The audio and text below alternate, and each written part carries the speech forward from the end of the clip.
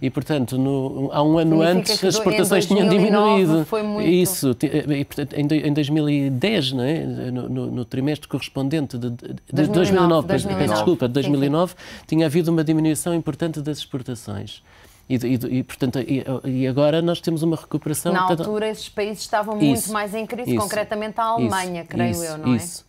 E portanto, não é líquido que nós possamos projetar esta dinâmica, pelo menos com as mesmas taxas, para o futuro. E, por exemplo, é visível em termos de países emergentes, o Brasil anuncia que vai, um crescimento económico para já até acima daquilo que seria esperado, também com o motor das exportações. Mas quando dizia que significa que os nossos empresários estão a fazer também um bom trabalho, a aproveitar oportunidades, a Alemanha, por exemplo, sendo uma oportunidade, não é, porque sempre foi um mercado para onde nós exportámos muito. Sim. Quando falam em aproveitar oportunidades, também está a pensar nestes países que já estão a crescer mais do que era habitual? Eu não consegui, na verdade, esmiuçar para onde se dirigiam essas exportações. Essa informação, não sei se já está fornecida, pelo menos nos documentos que eu consultei no INE das contas trimestrais, não dizia ainda para onde é que tinham ido essas exportações.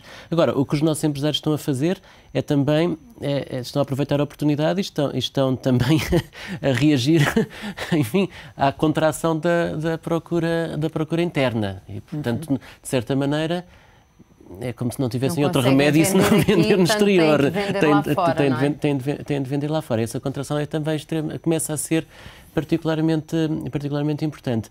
A quebra nas importações está com isso relacionada, porque há uma quebra do investimento, há uma descida, ainda não há uma quebra no consumo das famílias, mas há já um amortecimento, não é? Um amortecimento importante. Tanto do consumo público como privado, não é? Os dois. Isso mesmo. E, portanto, as importações claramente passam a crescer menos e quase variam já um pouco em relação ao que e, portanto, as exportações variam mais e temos esse efeito sobre a balança de bens e serviços, que é também um efeito positivo do ponto de vista do nosso endividamento e dos números até que podem ser apresentados, de facto, pelo engenheiro José Sócrates ao exterior, ao também aproveitar essa diminuição do déficit. Aí no investimento. Agora, isso tem consequências. Portanto, na parte das importações, há um aspecto que é importante, são as duas componentes do investimento. Não é? Sim, portanto, é verdade. Há a componente das importações que provém do investimento e a outra que é de bens de consumo. Portanto, não é? E, portanto, a queda do investimento na parte das importações é importante. E, portanto, é importante na medida em que tem reflexo depois no crescimento da economia, na criação de empregos e tudo isso. Não é? Esse é o problema. Eu, em todo o caso, ainda queria só completar a afirmação que estava a fazer, porque de acordo até com aquilo que o próprio tinha referido anteriormente, os países onde nós continuamos a exportar, de acordo com os dados que eu vi da AICEP, foi um estudo mais da AICEP, continua a ser Espanha, a Alemanha, a França e o Reino Unido, que continuam a consumir cerca de 58% da totalidade das nossas exportações. E, portanto, não há aqui uma grande diversificação. Até mesmo os Estados Unidos está em 8º lugar, com apenas 3, qualquer coisa por cento do total de exportações. Nós devemos estar a pensar mais nessa diversificação já? Talvez, mas eu queria só aqui referir também mais uma informação adicional para termos algum cuidado relativamente a esta exportação, ao crescimento da exportação e este valor dos 15% que se fala, porque nós exportamos muito petróleo. Nós exportamos muito petróleo. Tratado, não é? Sim, tratado, mas também importamos muito petróleo e, portanto, o valor acrescentado é pequeno. E estes valores, 15%, estamos a falar em termos de valor. Ora, o preço do petróleo aumentou no último trimestre e, portanto, o que é que acontece? Não devemos ter cuidado, porque nós, quando analisamos as exportações, devemos falar não só em termos de valores, mas também em termos de quantidade.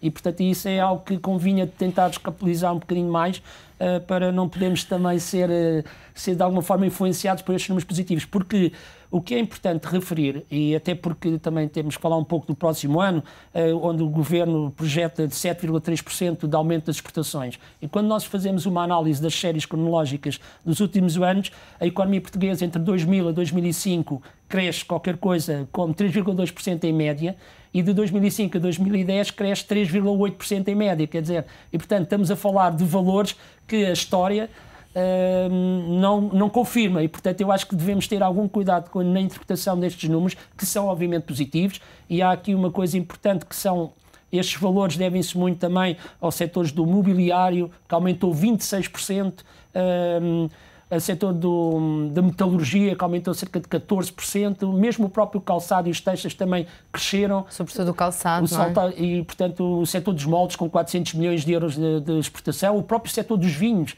que está a ter este ano... Vais ter o maior volume de exportação dos últimos anos, se não mesmo o maior. Sempre, exatamente. E, portanto, eu acho que há aqui uma boa capacidade de adaptação dos empresários portugueses, mas penso que depois gostaria também depois de fazer mais alguns comentários relativamente às tais políticas que poderão ser desenvolvidas por parte do Governo, nomeadamente por parte das entidades oficiais. Acha que era importante haver maior explicação e maior análise dos dados até para a opinião pública? A maior explicação é sempre bem-vinda. E, portanto, desse ponto de vista, sim.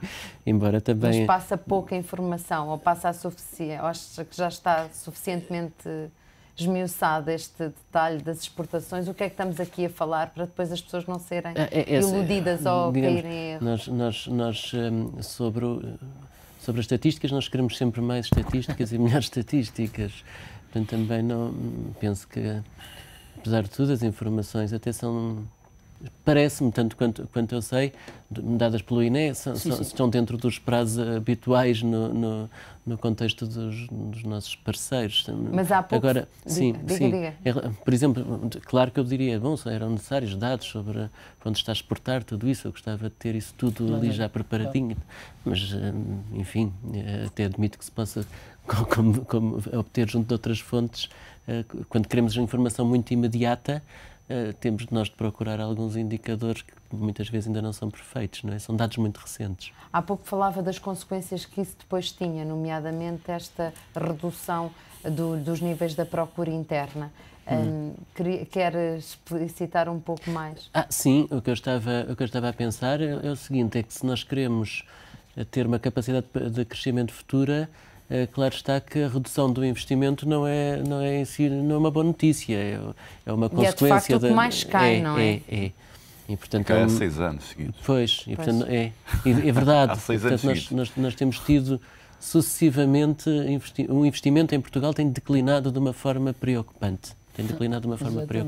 Mas isto não é um bocadinho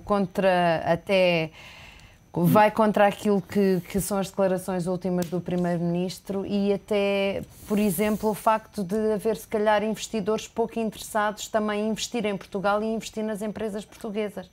O adiamento da nova privatização da EDP pode ser um caso típico que junta isso tudo que está a referir, não? Pois. A falta de interesse em olhar para Portugal dos investidores, nas suas várias vertentes. Pois, nós deveríamos nos preocupar. Há um problema, penso eu, há um problema da nossa imagem face aos outros países que tem de ser, de alguma forma, cuidada, mas quando eu digo cuidar da imagem, não é só cuidar da imagem sem alterar o que essa imagem traduz, não é? Nós deveríamos ser um país com mais atração, e portanto nós aí temos muito que fazer em relação à atração do investimento. Quando nós falamos de atração do investimento estrangeiro, é a atração do investimento em si, porque é investimento estrangeiro, é investimento nacional também. Os investidores, penso eu, têm essencialmente os mesmos critérios, não é? E aí deviam ter essencialmente os mesmos critérios e portanto aí, claro, há muito a fazer e, bom, nem sempre os ajustamentos conjunturais se conseguem conciliar da melhor maneira com aquilo que é necessário em termos estruturais para um maior crescimento. Isso exige uma habilidade muito grande que não é fácil de conseguir, não é? Porque as políticas que estão a ser seguidas são políticas que claramente induzem... São políticas de tipo recessivo, não é? E quando há políticas de tipo recessivo, Nunca podemos esperar que exatamente de investimento, não é? Não é muito difícil. Bem, vamos voltar ao tema já a seguir a um breve intervalo. É uma curta paragem nesta Comissão Executiva. Hoje estamos a falar da recuperação da economia portuguesa à luz dos últimos dados do Produto Interno Bruto do terceiro trimestre e também analisar um pouco do que foi a visita do Ministro das Finanças à China e as declarações do Primeiro-Ministro José Sócrates ao Financial Times. Voltamos já, volte connosco.